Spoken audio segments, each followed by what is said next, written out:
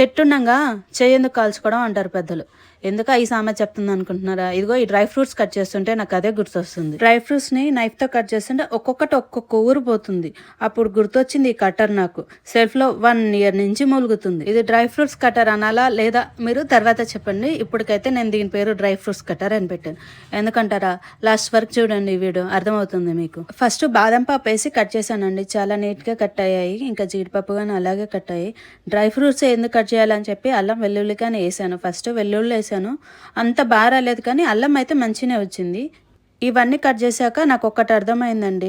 డ్రైగా ఉండే అయితే మంచిగా కట్ అవుతున్నాయి, కొంచెం వెట్గా ఉండేవి అంత బాగా కట్ అవ్వట్లేదు. మీకు ఈ ప్రోడక్ట్ నచ్చితే ఖచ్చితంగా కొనుక్కోండి, మంచి యూజ్ ఉంది డ్రై ఫ్రూట్స్కి. ఇంకా మిగతా వేసి కట్ చేసి ట్రై చేయడం అంటే అది మీ ఆప్షన్. అందుకే ఇప్పుడు దీన్ని డ్రై ఫ్రూట్స్ కట్టర్ అనాలా లేకపోతే అన్ని చేసే కట్టర్ అనాలా? పేరు మీరే చెప్పండి. ఈ కట్టర్ తోటి చాలా టైం సేవ్ అవుతుందండి, చాలా ఈజీగా కట్ అవుతుంది. మీకు కావాలంటే కమెంట్లో లింక్ అని పెట్టండి, మీకు లింక్ షేర్ చేస్తా.